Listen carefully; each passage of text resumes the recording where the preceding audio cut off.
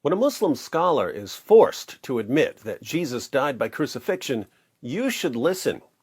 For nearly 14 centuries, the vast majority of Muslims have denied Jesus' death on the cross. The most popular view has always been some version of substitution theory, the claim that Allah miraculously disguised someone else to make him look like Jesus, and that this other person was crucified in Jesus' place.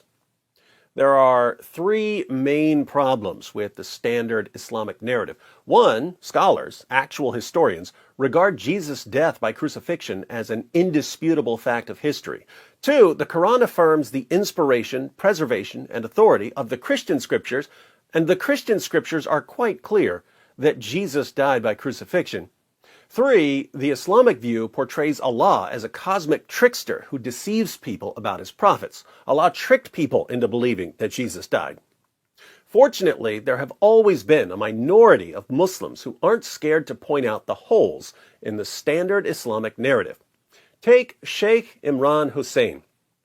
In a lecture about the Quran and the Messiah, Sheikh Imran eventually discusses the crucifixion of Jesus.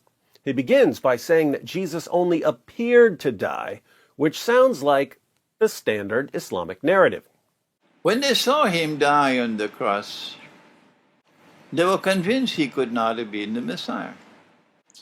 What they did not know was that Allah made it appear to them that he was crucified. But then he clarifies what it really means to be crucified and what it really means to die. First, crucifixion. What's the definition of crucifixion? It is that you should die by hanging on the cross. So crucifixion isn't simply nailing someone to a cross, it's the person dying by nailing him to a cross. But what does it mean to die? What is the definition of death? The definition of death is that Allah should send the angel to take the soul and not return it. Is there anyone who differs with me? To die, to really die, is to have your soul taken away and not returned. This is important for what he's about to say, so he repeats it.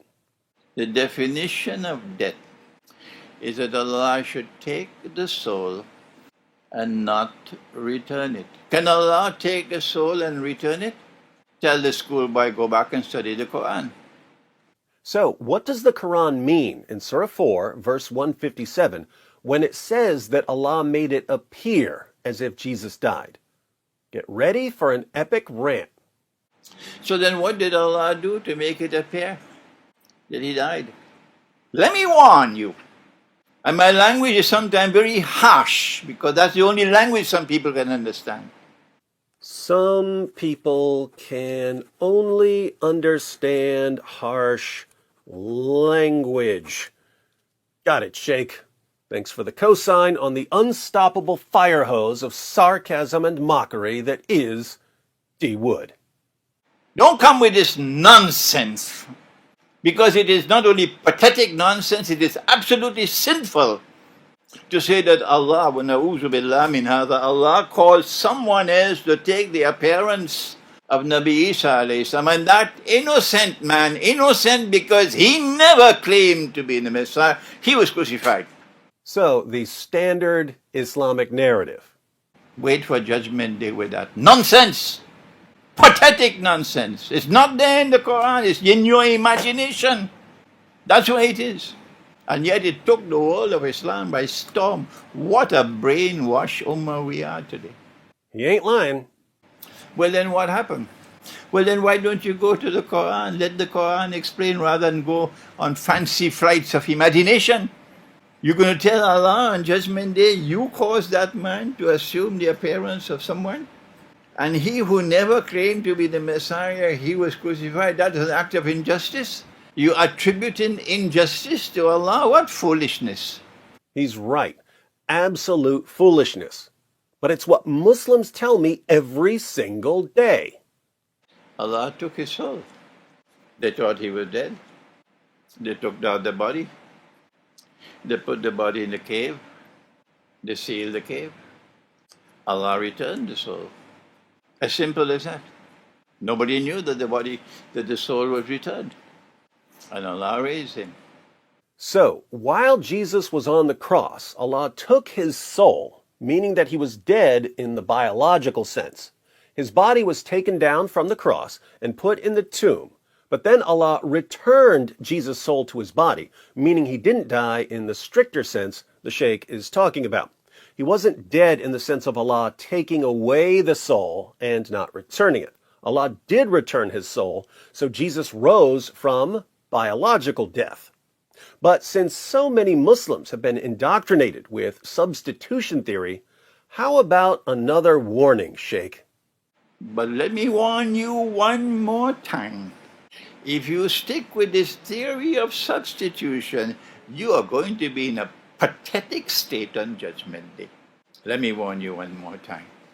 This is a simple explanation from the Quran. And so, he did not die. Jesus didn't die in the sense that Sheikh Imran is talking about. He died in the normal sense of the word died. He was crucified in the normal sense of the word crucified. But given more specific meanings of these terms, Jesus wasn't killed and wasn't crucified. Now, it may sound as if Sheikh Imran is just playing word games here, but think about the point he's making, because he may be right about what the Quran is claiming. The Quran says nothing about Allah disguising someone else and making him look like Jesus. The Quran simply says they didn't kill him and didn't crucify him. In context, people are bragging, "We killed the Messiah, we crucified the Messiah, we got him, he's finished." And Allah's response is, "No, you didn't, and no, he isn't."